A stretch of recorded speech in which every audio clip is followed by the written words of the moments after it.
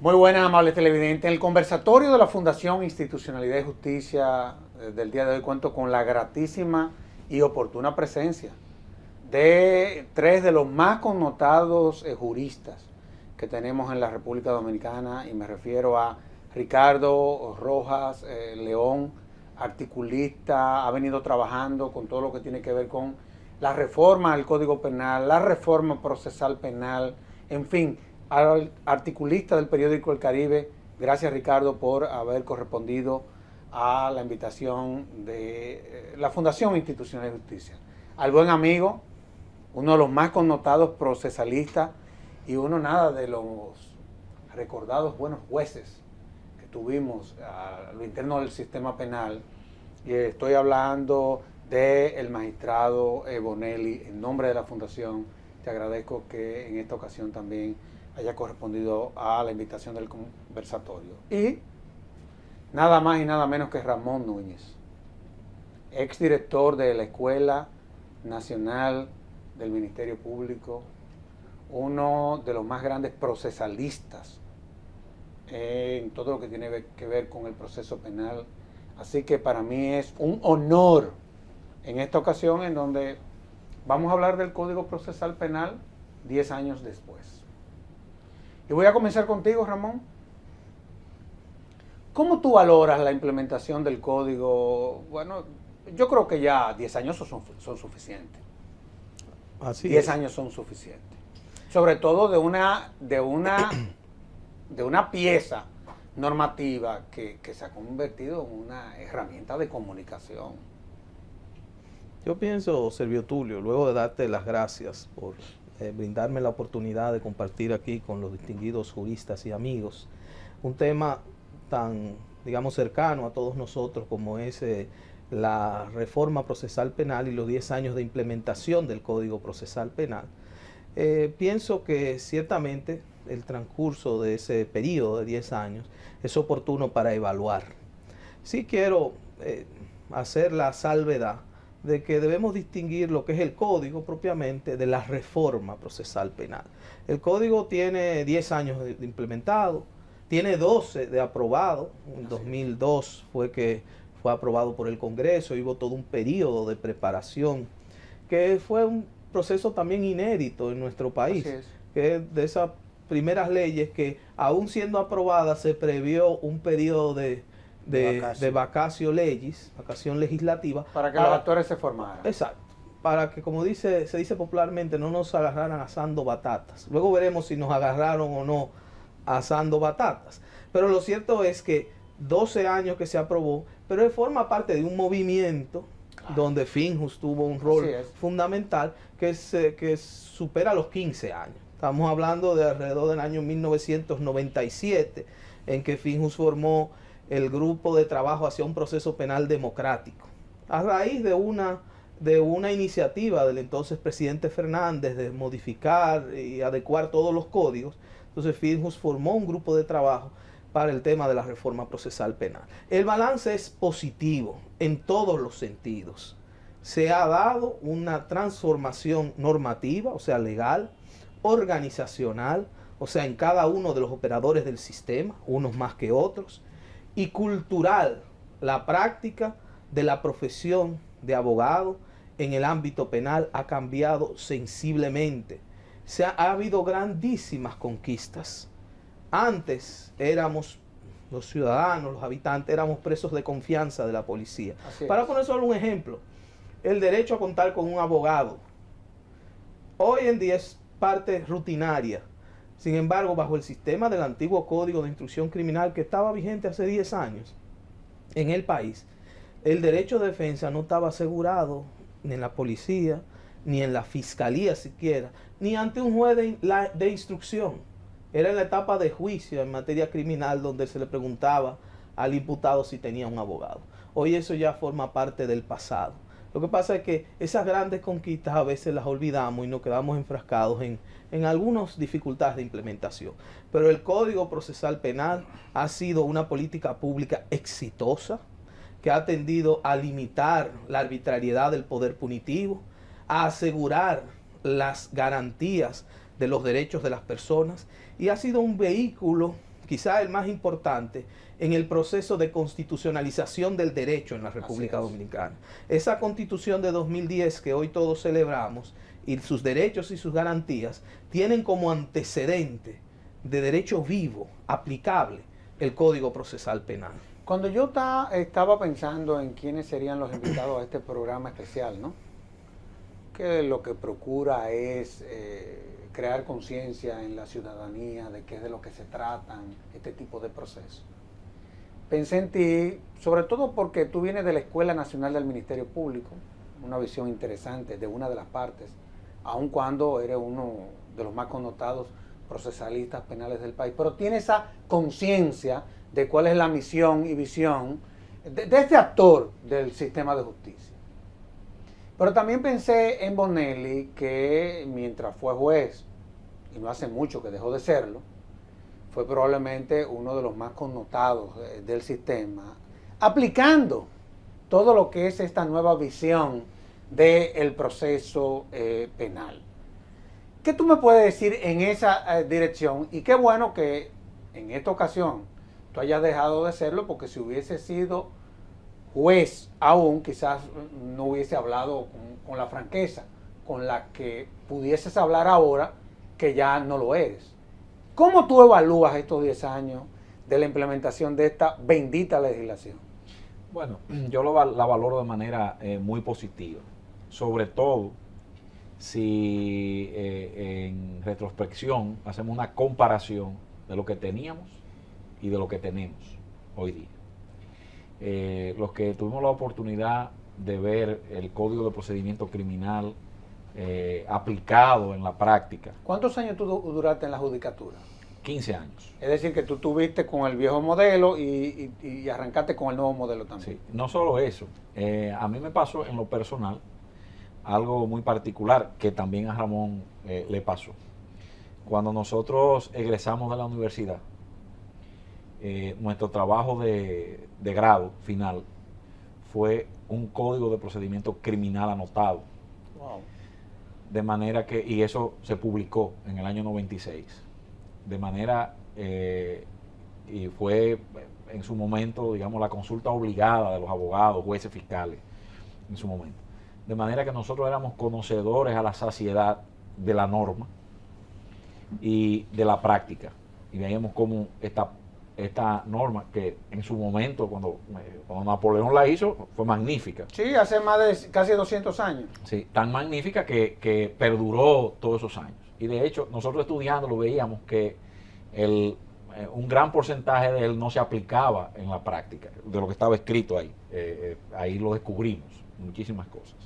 Que dicho sea de paso, y excúsame, Bonelli, cuando nosotros acogimos la legislación francesa, las mismas críticas que se le están haciendo al Código Procesal Penal eran las que se le hacían entonces a esa legislación, que era hipergarantista, que era 60.000 cosas diferentes. Es increíble cuando uno lee los periódicos de la época y uno se encuentra con que la historia siempre es igual. Sí. Pues continuando, vimos el cambio y vimos lo que esto generó. Vimos los temores normales en una sociedad, en una práctica, las críticas normales de la práctica, más fundadas en el temor a aprender lo nuevo que en una realidad. Todavía las críticas que se le hace hoy día al código, yo entiendo que son en su inmensa mayoría injustas, porque no están fundamentadas en causas o en motivos de orden, digamos, numérico o en base a un estudio científico, sino en base a lo que cree, a la percepción, a la percepción. Muchas veces se dice que este código es colaborador de los delincuentes, ayuda a la delincuencia, como si el Código Procesal Penal o cualquier código preexistiera al delito. El delito se comete y la ley entra en vigor o entra en vigencia o en acción después que se comete el delito. Claro, no previenen, intervienen. No previenen, intervienen. En fin, a mí me parece que el código ha traído grandes aportes, sobre todo en el despertar de la conciencia de la comunidad jurídica nacional. Ramón hacía hincapié en que es el preámbulo de la reforma constitucional, y estoy de acuerdo con él, pero creo que tiene otra ha dado otro gran aporte al sistema jurídico dominicano, y yo creo que la entrada en vigor del código trajo consigo el despertar de el estudio jurídico en la República Dominicana. Es a partir de la entrada en vigor del Código Procesal Penal donde incrementan en todas las universidades los posgrados, no solo en materia de procesal penal, sino en todas las materias. Es ahí de nuevo cuando los abogados vuelven, que habían sido reticentes al pupitre, de nuevo, vuelven y se sientan ahí, y los que se interesaron en el procesal penal vinieron al procesal penal, pero otros se interesaron en otras ramas y en estudiar de nuevo y en ponerse al día, y eso trajo consigo la dinamización del pensamiento jurídico dominicano. O sea que solo eso es un gran aporte. Hay un punto que quizá hasta hacia ahí debiéramos nosotros llevar la discusión. Yo recuerdo que en los primeros años de vigor del Código Procesal Penal comenzaron algunas voces a decir que había que reformar, que había que hacer algunos cambios. Yo, que fui del grupo de los utópicos, como yo llamo, de lo que soñó con un nuevo código, me sentía en ese momento temeroso de que el trabajo que se había hecho se echara por la borda por un plumazo. Y recuerdo que le comentaba al amigo Alberto Binder, al profesor Binder, que todos lo conocemos, es un gran jurista argentino que colaboró grandemente en el proceso de reforma dominicana y de Latinoamérica. Y yo le comentaba a Alberto, me da miedo de que de pronto intervenga una reforma y nos echen esto hacia atrás. Y él me hizo la siguiente reflexión, me dijo, si interviene una reforma rápida, significa que hemos tenido éxito, porque significa que las cosas se dejaron de hacer como se hacían y han removido la conciencia de la sociedad y han removido la conciencia de esto. Si no se hace reforma o contrarreforma, entonces sentémonos a reflexionar porque andamos mal. Así es. Así me lo dijo. Y entonces, ya a 10 años, donde han habido varios intentos de reforma, me pongo a pensar en esto y digo, ¿andaremos bien? ¿Real, efectivamente bien? ¿Será todo maravilla?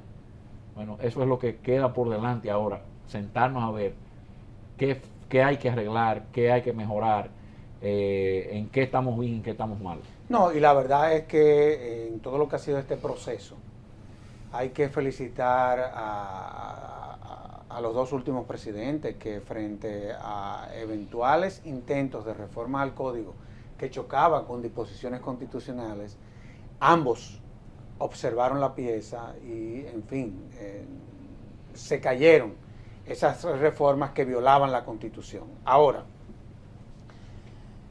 Bonel le decía algo interesante con relación a cómo se manejaba el proceso antes de la reforma al código.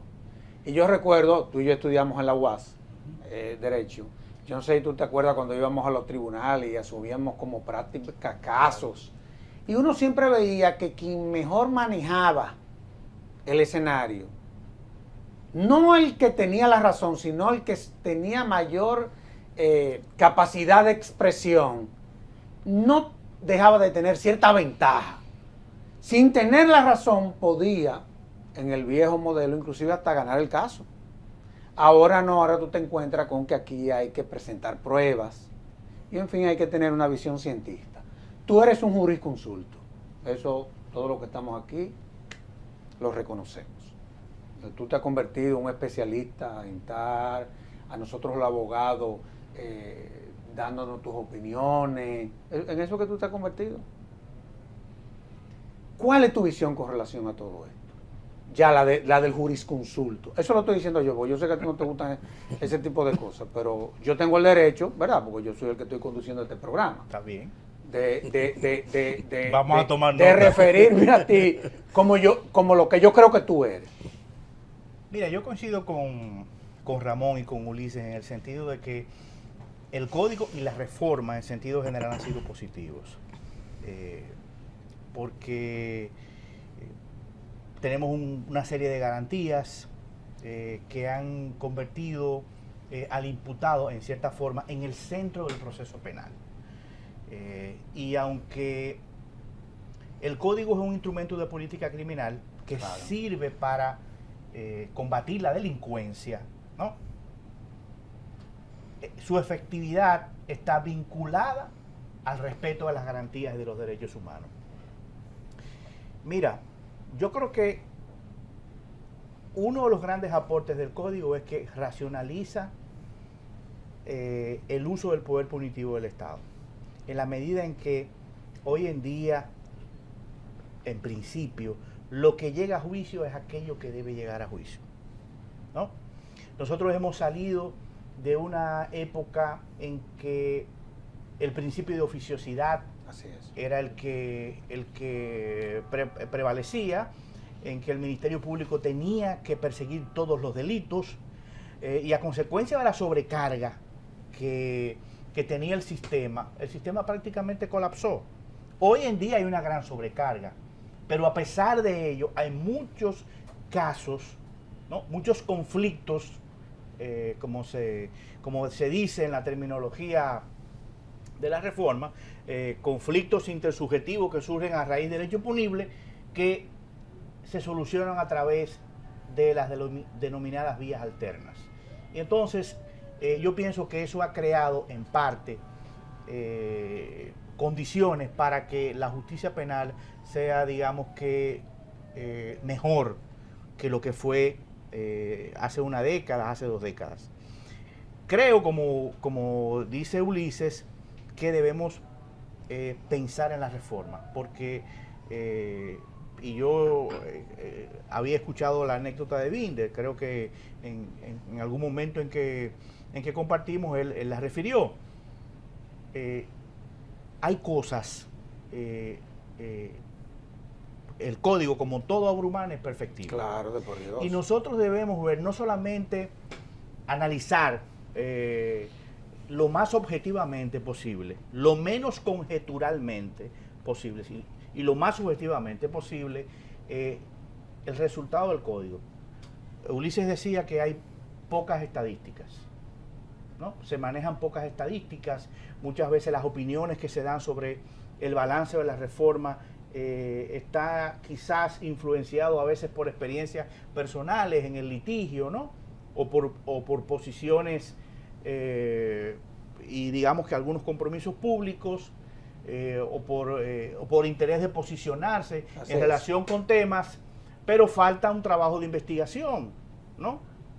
Faltan estudios científicos.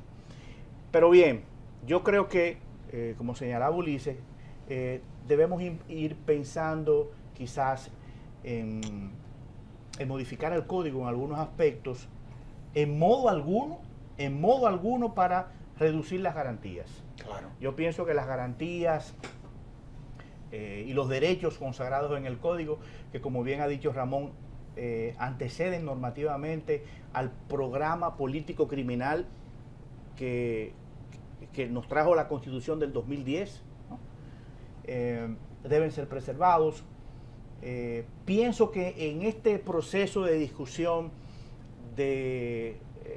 digamos que de remozamiento del código, de modificación positiva, ¿no? Del código, debemos ver qué ha pasado en otros países, ¿no? Como por ejemplo los argentinos han ido adecuando, por lo menos jurisprudencialmente, su legislación procesal penal. Ustedes saben que en Argentina hay 22 códigos procesales penales, uno por cada provincia, hay un código penal nacional. Y bueno, el trabajo jurisprudencial de la Corte Suprema Federal ha sido bastante interesante. Hay que ver qué ha pasado, por ejemplo, en Chile, qué ha pasado, por ejemplo, en Costa Rica. Costa Rica repuso la apelación después de Rerulloa. Ese es un tema que entre nosotros lo hemos discutido bastante. De todas formas. Pero yo creo que en términos generales la reforma ha sido muy positiva. Brevemente, respecto de lo que tú planteabas en torno a que en el modelo anterior, en el sistema anterior, el abogado que hablaba bonito tenía una gran ventaja. Mira, yo creo que en la medida en que los jueces tienen hoy que motivar adecuadamente sus sentencias, el abogado que hable bonito, pero no aporte pruebas, tiene dificultades. Porque para que una sentencia satisfaga los requerimientos mínimos, el juez necesita un material, ¿no? Que debe nutrir la sentencia, que es lo que se denomina en teoría el contexto de descubrimiento. Y sobre ese material que aportan las partes, ¿no? Que son las pruebas, los indicios, claro, el juez, al valorarla, entonces toma su decisión y entra en lo que se llama el contexto de justificación, que es básicamente la motivación de la sentencia, ¿no? Es la parte de la sentencia en la que el juez dice por qué toma la decisión que aparece en el dispositivo. De modo que, aunque las corrientes argumentativas en el ámbito jurídico están, digamos que en boga, Ramón y yo hemos ido a Alicante a tomar algunos cursos. De homenéutica jurídica y ese tipo de cosas, porque estamos al tridente ahí. Pero la parte de probática, la parte de prueba, ¿no? La producción de pruebas por parte de las partes sigue siendo en el proceso penal lo más importante. La construcción o la reconstrucción de los hechos en base a las pruebas que aportan tanto la defensa como la acusación y las demás partes, es lo que en definitiva determina el resultado de un proceso penal. No, y la verdad es que, bueno, cuando uno ve muchas veces cómo se comportaban históricamente o cómo a veces, de vez en cuando se comportan algunos de los actores del sistema, evidentemente de que esto no deja de ser una garantía para cualquiera de las partes en un proceso penal. O sea, cuando tú ves cómo a veces la policía contamina cosas, cómo a veces por deficiencias del Ministerio Público el caso no es bien instrumentado, en fin, o porque real y efectivamente la persona con quien o contra quien se elabora el caso no era la persona que tenía que ver con el proceso, evidentemente de que esto no deja de ser una garantía. Yo a veces veo algunos comentarios y a veces le dicen a uno, bueno, lo que pasa es que ustedes defienden todo este proceso porque a ustedes nunca le ha pasado nada. No, parecería que quienes se pronuncian de esa forma es porque nunca han tenido un caso en la justicia, en donde ellos tienen la razón. De todos modos, vamos a hacer una pausa y de inmediato volvemos con este fecundo programa.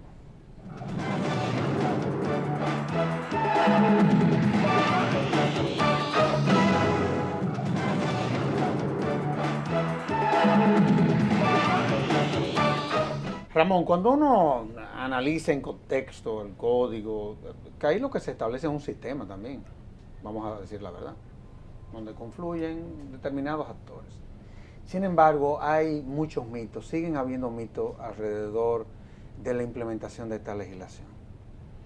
Y si bien es cierto que hay muchas dificultades con las estadísticas, hay algunas que son evidentes porque te dan en la cara, como por ejemplo, la población penitenciaria casi se va triplicando.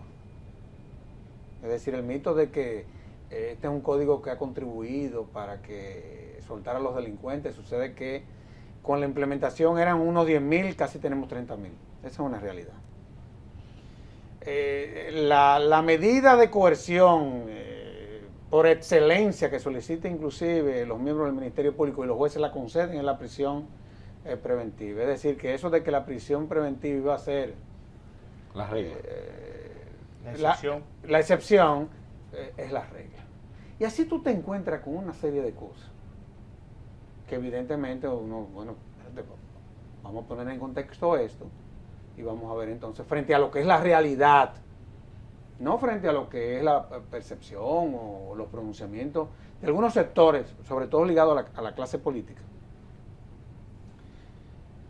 ¿Cuál es la realidad real? O sea, y vamos a ver hacia dónde podemos ir. O sea, porque como tú decías, todo es perfectible. no podemos hacer de un código un dogma, eso es una hipótesis de trabajo. Ciertamente yo creo, Servio Tulio, que hay mitos, han permanecido, yo creo que han acompañado toda la implementación de las reformas, y ya tú señalabas algunos. En algún momento yo traté de hacer un listado, empezaba por el mito del hipergarantismo, la idea de que proteger los derechos ya era algo como demasiado, y que supuestamente estamos frente a un código que no solo protege derechos, sino que lo protege excesivamente.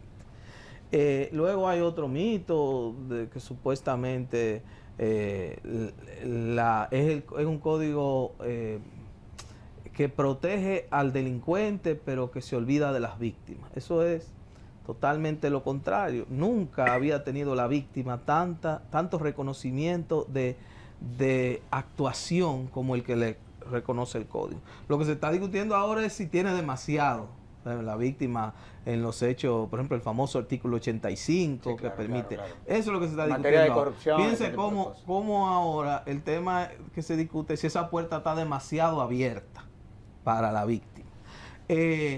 Hay otros mitos. Uno de ellos es que se plantea como que es un código suave, blandengue, dirían algunos, y que es un código que lo que hace es como una puerta abierta para que el que comete delito tenga por dónde salir. Sin embargo, la realidad es que este es el código que ha logrado aumentar la capacidad de producción de condena. Digo condena, yo debiera ser un poco más científico y decir la capacidad de producción de sentencia. Pero ambas cosas. Primero de sentencia, porque antes, no nos debemos cansar de repetirlo, las estadísticas indicaban con el Código de Instrucción Criminal que 4 de cada 5 decisiones eran decisiones de ¿qué? Declaratorias de prescripción. Porque no había prueba. El 72% de las sentencias de todos los tribunales del Claro. país eran que pasaron 10 años en los casos más graves y el sistema era incapaz de concluir el caso y decían, como dice mi querido profesor Olivares, la operación fue un éxito, pero el paciente se murió. Entonces le decían 10 años después a las víctimas, le decían, mire, este caso lo vamos a cerrar. ¿Pero por qué? Porque en 10 años no pudimos celebrar una audiencia, no pudimos juntar aquí a los testigos y discutir su caso. Esa era la realidad. Ahora, 4 de cada 5 decisiones Son condenatorias. posiblemente sean condenatorias. No, son condenatorias. Y todas las, sí, no, ciertamente es Son así. el Hasta 84%. punto, yo he sido testigo en reuniones, por condenatorias. ejemplo, de fiscales exitosos, donde en un momento, viendo las estadísticas, tenemos 90% de decisiones favorables este mes. Sí, sí, pero, sí. pero no lo digamos, porque después puede ser que la población entienda o los jueces se pongan más suaves. No. O sea, lo que quiero señalar es que la capacidad de producción de condena, y lo que decía Ricardo hace un rato, de que hoy en día un conflicto comienza el caso y un buen día termina con un resultado favorable o desfavorable, apegado o no apegado a lo que puedan ser Pero las el sistema expectativas funcionó. sociales, pero el sistema lo Claro, resuelve. claro, Y así otro tema importantísimo es que el Código Procesal Penal tiene un sistema de autosaneamiento. ¿Qué quiere eso decir? Bueno, hay unos controles de duración del proceso. ¿Pero qué significan esos controles de duración del proceso? Que impiden que tengamos que repetir esa historia de que un caso comience un día y nunca termine, porque hay controles de duración que son tan fuertes que pueden hasta declarar extinguido un proceso. Ahora bien, esos son mitos, pero esos mitos no nos deben dejar de lado el hecho de lo que ya señalaban Ulises, lo señalaba Ricardo y lo señalabas tú también, de que como obra humana es perfectible. Claro, hombre, por Dios. Y en ese sentido yo creo que incluso están identificados ya Sí, claramente sí. cuáles son los puntos sobre los cuales hay que adelantar algunas reformas. Las mismas observaciones que hace el presidente de la República, que es un documento inteligente, Sí. es un documento inteligente. Las mismas observaciones que hace el presidente de la República, la verdad es que no deja de ser un aporte sustancial a todo lo que sería eventualmente la reforma al Código Procesal Penal. Las Así mismas es. observaciones que él Sí, hace. sí. O sea, es un documento bien planteado. Ahora, tú fuiste juez Y aparte de que todo es perfectible, muchas veces las cosas en nuestro país no se aplican de manera perfecta. ¿Qué no estamos implementando del código? Porque también, cuidado señores, si también hay cosas ahí que ya sea que por razones de recursos o por razones de que, no se han dado las condiciones, no hemos podido real y efectivamente, partiendo de esa visión de sistema de la norma, no hemos podido implementar el bendito Código Procesal Penal. Bueno, mira, hay reglas, si se quiere, que serían las más, que pudieran ser las que más atacan los detractores del código, como por ejemplo eso mismo que decía Ramón del control de la duración del proceso y de las consecuencias procesales que en la ley están, que en la práctica eso es letra muerta. Se pueden buscar cientos de casos donde si se computara como debiera, el proceso penal ha extinguido por control de duración del proceso. Sin embargo, los actores buscan excusas para quedar bien ellos, y justificar la no perención o la no extinción de la acción. Comienzan a surgir excusas como la del comportamiento procesal, como la de la actitud del imputado frente al proceso. Y en muchas ocasiones, usted puede hacer un cómputo real del proceso y, si se quiere, buscar culpas de quién es que ha agotado más tiempo en el proceso, y vemos incluso que la culpa es del propio sistema judicial, por la carga de trabajo o por lo que fuera. Sin embargo, se busca una excusa legal, vamos a decir, o una justificación legal para desconocer la extinción en estos casos. Incluso se va a la jurisprudencia de la Corte Interamericana, que en ese caso queda claro que no es aplicable a la República Dominicana, porque el legislador dominicano avanzó 2 pasos más allá del pensamiento de la Corte, y yo estoy seguro que el día que la Corte Interamericana examine el caso puntual de la República Dominicana, dirá que en el caso puntual de República Dominicana la solución es distinta a la que ellos han dado en otros países. Eso es un tema, el tema de la extinción de la acción por causa de duración del proceso. Lo otro es que la justicia dominicana no es muy proclive a ser severa con la puridad de las pruebas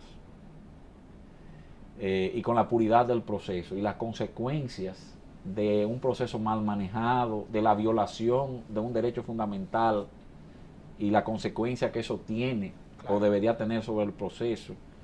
La justicia todavía es muy tímida en muchos casos en reconocer esto, y yo diría que existe un dejo, si se quiere, de complicidad entre actores del sistema, los actores del sistema pertenecientes al Estado, porque los jueces muchas veces, quizá por la presión pública, digamos que le tiran la sábana o la alfombra al Ministerio Público, y un fracaso que tuvo el Ministerio Público termina siendo salvado, entre comillas, por los jueces, pero obviamente en detrimento de otras partes del proceso. En puridad, el juez, como tercero imparcial, debiera decir: no, esto no sirve, y ya, a mí no me importa lo que digan, no me importa, pero la realidad, la presión social y una serie de cosas lleva a que esa práctica se malee. Tú decías ahorita el tema de la si algo se aplica, a contrario de la pregunta, que qué es lo que no se está aplicando, es el tema de las medidas de coerción. Yo, después de haber leído, releído y requete leído el Código Procesal Penal, yo estoy convencido de que aun cuando el legislador tuvo como intención, estoy consciente porque conozco el pensamiento del redactor, no del legislador, el pensamiento del redactor, la intención era de que, como decías tú, la prisión preventiva fuera la excepción y no la regla. Sin embargo, de la manera que está redactado el Código Procesal Penal, para la realidad dominicana, quizás esto en otros países de cultura más avanzada está diseñado para que en todos los casos haya prisión preventiva. Oye, ¿Por qué? Que espérate, que eso son penas anticipadas muchas veces. Sí, que son penas anticipadas, pero el por qué se da esto. Bueno, porque para que la prisión preventiva se dicte, tiene que haber presunción de fuga. Y la presunción de fuga se basa en una serie de elementos, entre ellos el arraigo, que la inmensa mayoría de dominicanos no tienen. Porque cuando tú me hablas de que para yo demostrarte el arraigo tengo que hablarte de estabilidad familiar, de estabilidad laboral, de estabilidad social, óyeme, el gran porcentaje de los dominicanos no tiene estabilidad laboral, porque tenemos un gran problema laboral en la República Dominicana. Entonces ya ahí tenemos un elemento que automáticamente es prácticamente para que se saque un sello gomígrafo y a todo el que venga, usted no tiene estabilidad laboral, prisión preventiva. De todos modos, vamos a hacer una pausa y de inmediato volvemos con este fecundo programa.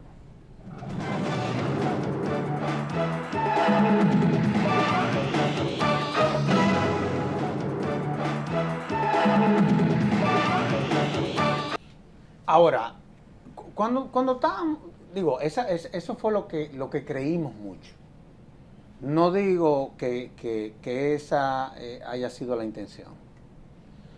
Pero al principio, cuando estábamos implementando la legislación, desde la sociedad se percibía que quien iba a representar a las víctimas del proceso era el Ministerio Público. Era una percepción, aunque sea equivocada, pero era una percepción. Bueno, frente a un imputado que tiene ya un defensor, bueno, yo como víctima tengo el Ministerio Público, que es el que está instrumentando el caso y es el que lo va a presentar y lo va a defender ante la jurisdicción competente.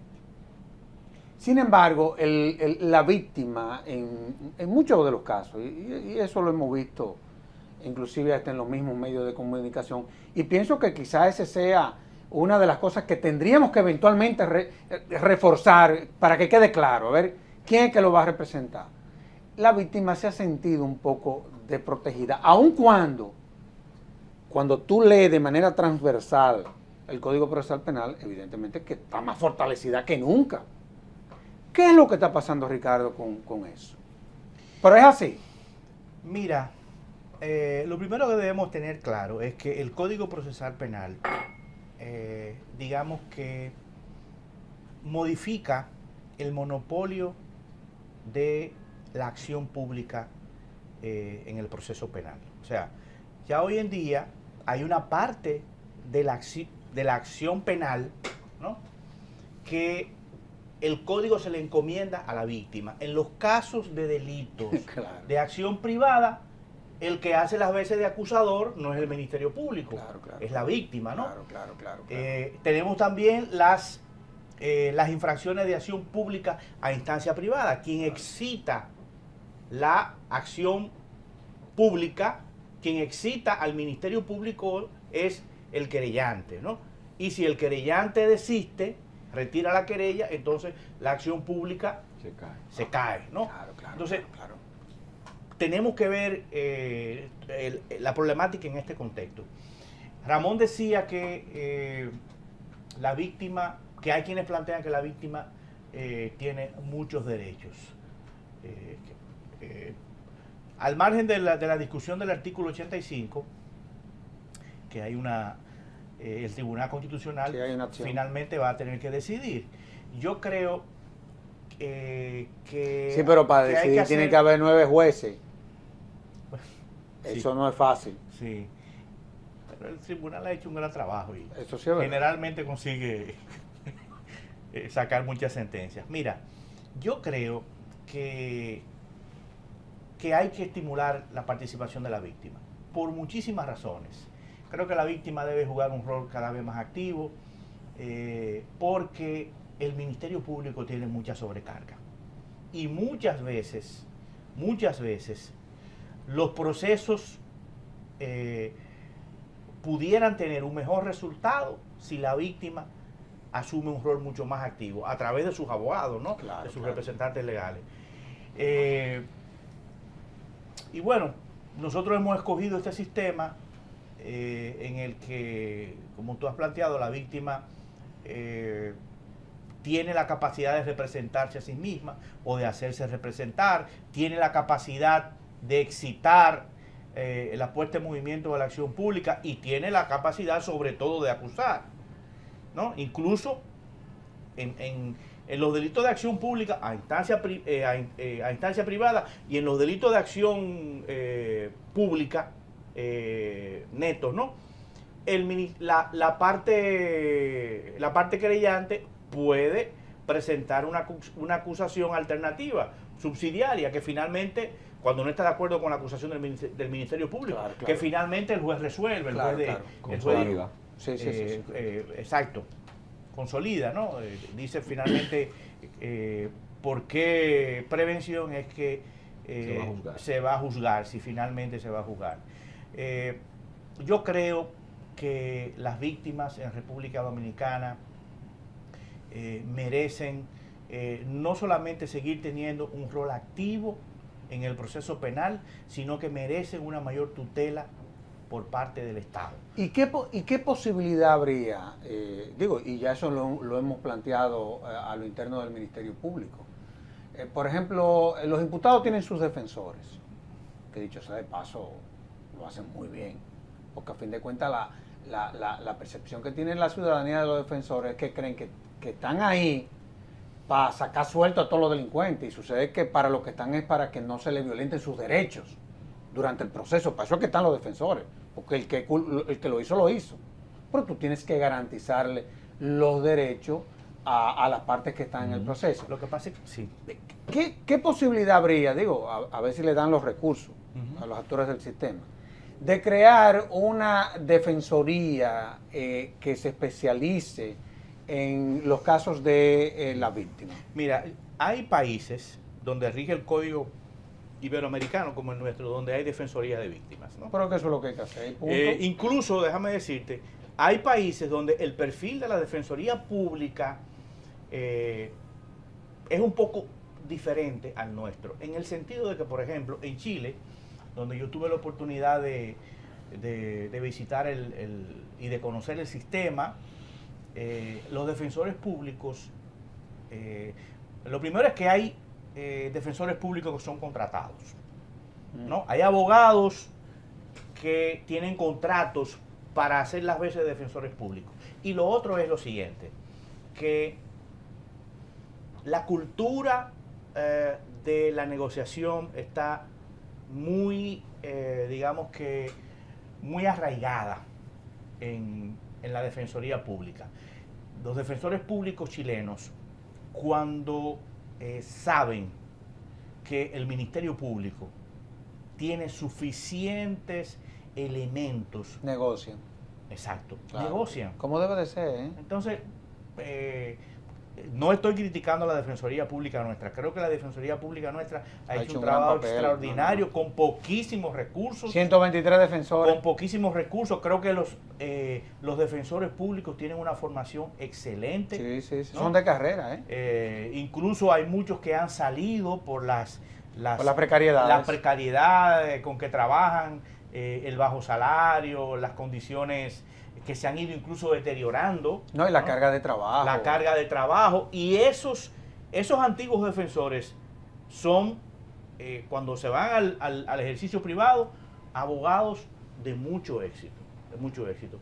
Pero retomando el tema de la víctima, yo creo que bueno, hay que estimular la participación de la víctima sin que lógicamente se reduzcan las garantías y los derechos de los imputados. Claro. Porque no hay que olvidar que en muchos casos el imputado se enfrenta tanto al Ministerio Público como a los abogados de la víctima. No, O sea sin que- lugar a dudas. Ahora, dijimos que todo es perfectible.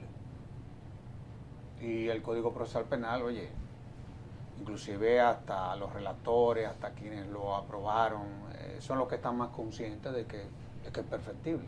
que hay que reformar el bendito código ya, para que salgamos de esto. Yo me iría puntualmente a varias cosas y vamos a destacar 3 aspectos. Creo que hay que sincerizar algunos plazos, sincerizarlos. Son muy cortos, piensa tú. Porque son muy cortos, porque la realidad nos ha enseñado de frente, la realidad numérica, con las estadísticas que yo conozco, porque como estuve dentro del Poder Judicial, conozco las estadísticas del Poder Judicial. Entonces, de frente a eso hay que sincerizar algunos plazos para que sean, para que rijan de manera adecuada y prudente, para poder exigir entonces la aplicación de las consecuencias procesales de la violación con conciencia. Eso es número 1. Eso sin dejar de tener el temor de que los actores del sistema se acomoden entonces a los nuevos plazos y volvamos de nuevo a tener que sincerizarlos más tarde. Que es lo que yo le tengo miedo. Que yo le tengo miedo a eso, pero sí hay que reconocer que hay que sincerizar algo. 2, el sistema de recursos hay que mejorarlo. ¿Tú te refieres a la apelación? Sí, bueno, al sistema de recursos en general, obviamente, el recurso primario que tenemos hoy donde es el de la apelación, creo que hay que mejorarlo. Cuando tú te refieres a eso, ¿qué tú planteas para mejorarlo? Yo creo que el recurso de apelación debe ser ampliado un poco en cuanto a la capacidad que tiene el Tribunal de Alzada, la Corte, claro, para conocer el recurso, o sea, con qué amplitud conoce el recurso. Sí, porque que ahí hay un problema. Digamos que hoy día se habla de una mini casación donde las Cortes solo pueden es que es muy administrativo el proceso. Sí, bueno, entonces hay que mejorarlo, de que las Cortes puedan en algunos casos ver determinadas pruebas y que la anulación del juicio y la repetición del juicio por parte del Tribunal de Primer Grado quede reservada a casos muy excepcionales donde no haya otra manera de poder salvar el grosero error cometido por el Tribunal de Juicio, y esto va a tener que ver sobre todo con el rompimiento de reglas de la oralidad y de la contradictoriedad. Cuando haya que haber contradictoriedad en exceso, digamos, total contradictoriedad, entonces sí repetición del juicio, pero sí amplitud del sistema que tenemos. Yo diría que, haciendo uso de un refrán popular, la ampliación del sistema de recursos debe ser ni tan cerca que queme al santo, ni tan lejos que no lo alumbre. O sea, ni tan exagerado como éramos antes, que era una repetición del juicio en alzado, total, pero que era un mecanismo de dilatar todavía más los procesos. Nunca hubo tantum de volutum quantum appelatum. Sí, exacto. Y es verdad. Era todo de volutum. Todo appelatum. Todo appelatum. Entonces, eso, ya a nivel de casación, yo me atrevería a limitarla ya la casación, porque con una apelación ampliada que salvaguarde todos los derechos, se garantiza el derecho a recursos que el sistema constitucional reconoce, y entonces ya sí, la casación sería un plus que el Estado da porque quiere y entonces lo administra de una forma más prudente. Eso le bajaría la carga a la Corte Suprema, qué sé yo, un sistema como el cerciorari quizá, o algo por el estilo. Bueno. Y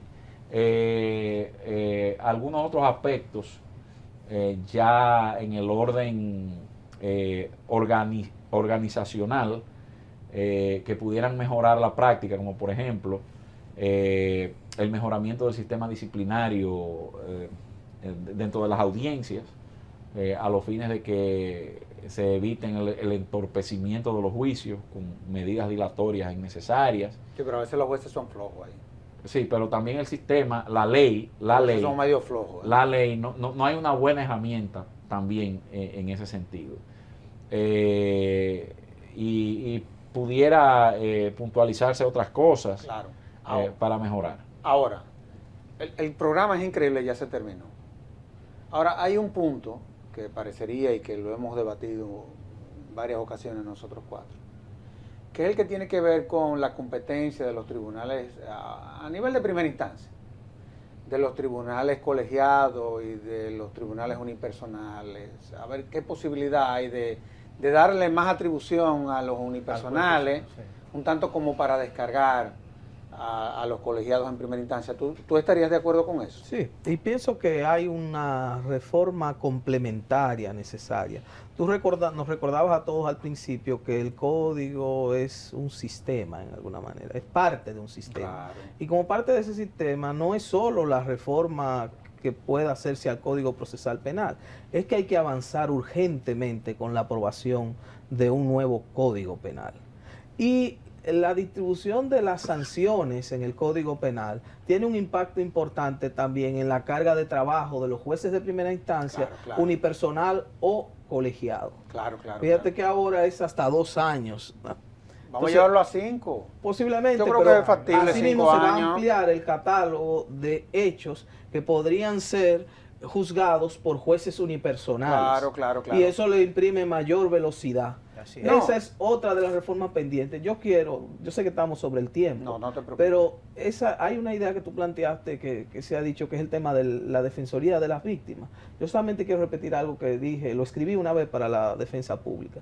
Si vamos a avanzar hacia una Defensoría Pública de las Víctimas, yo creo que tenemos que tener la responsabilidad de despedir una buena cantidad de fiscales del país, porque no podemos además hacer no seríamos justos con la defensa pública, que ha atendido, creo que el 70% de las personas que Del están 75 al 82% de las los personas que casos están en que la se le cárcel, someten al sistema. Penal. Penal. Lo atienden con, La defensora con pública. notable éxito, la Sí, sí, defensa claro, pública. claro.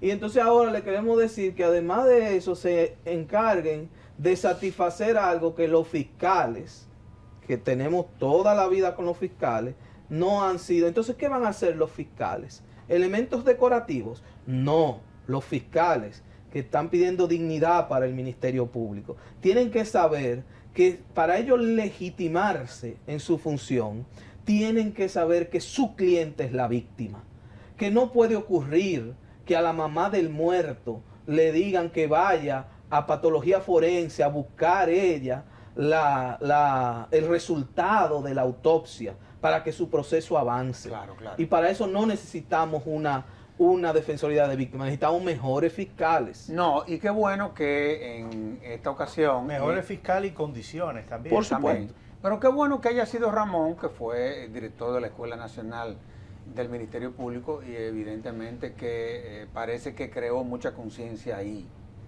de cuál Parece es que el no rol que debe de jugar el Ministerio Público, con lo que yo estoy Él totalmente creó conciencia entre los fiscales. entre los fiscales.